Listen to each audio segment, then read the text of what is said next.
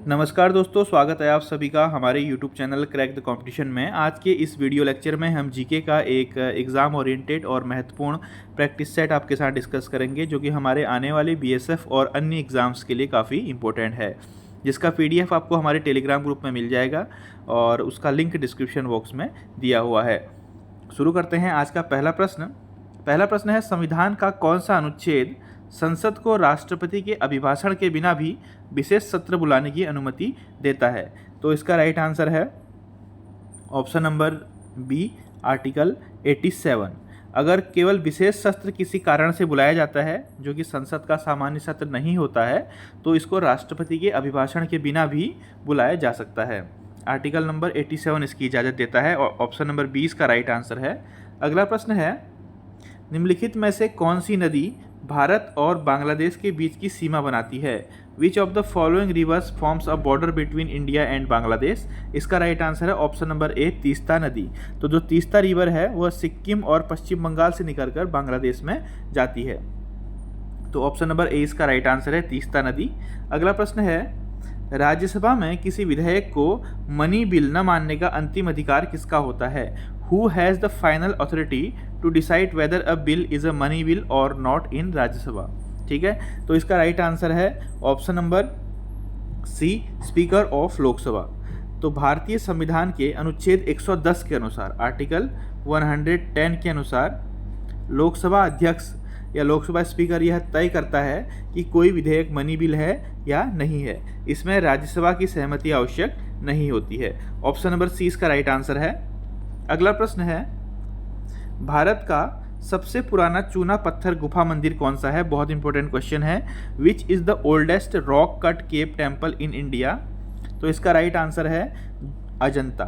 Option number ए इसका right answer है। अजंता की गुफाएं महाराष्ट्र में हैं। यह 2वीं शताब्दी में बनना शुरू हुई थी और यह इंडिया की सबसे पुरानी रॉक कट गुफा मंदिरों में जानी जाती है और यह बौद्ध कला से संबंधित है। ठीक है, इसका राइट आंसर है option number A.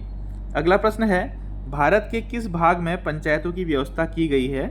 In which part of Indian constitution is the provision of panchayat made?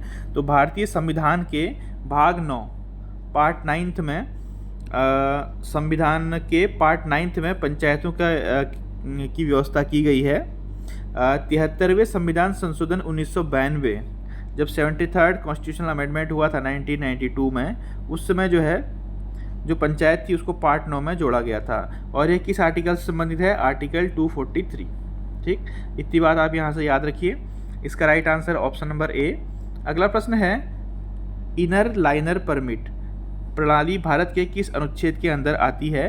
तो जो इनर लाइन परमिट या इनर लाइनर परमिट है वह आती है आर्टिकल 371 के अंतर्गत। दोस्तों, इनर लाइनर परमिट क्या है? कुछ विशेष राज्यों में जैसे कि अरुणाचल प्रदेश, नागालैंड, मिजोरम, वहाँ पर यह व्यवस्था लागू है। ठीक, तो इसका राइट आंसर है ऑप्शन नंबर ए, आर्टिकल 371। भारत में सबसे कम वर्षा वाला क्षेत्र कौन सा है? Which is the region with the least rainfall in India? तो सबसे कम वर्षा वाला क्षेत्र है लेह, जो कि लद्दाख में आता है। भारत का सबसे ड्राई क्षेत्र है, भारत का सबसे शुष्क क्षेत्र है। ठीक है, यहाँ पर औसतन 100 मिलीमीटर वर्षा होती है, जो कि बहुत कम है। और यह कोल्ड डेजर्ट है, जहाँ बादल नहीं पहुँच पाते। कोल्ड डेजर्ट यानी ठंडा मरुस्थल इसको बोला जाता है। यहाँ पर बादल नहीं पहुँच पाते हैं, तो इसीलिए सबसे कम वर्षा वाला स्थान कौन सा है भारत का? लेह। ऑप्शन नंबर ए इसका राइट आंसर है। अगला प्रश्न है, राष्ट्रपति के महाभियोग की प्रक्रिया किस अनुच्छेद में वर्णित है?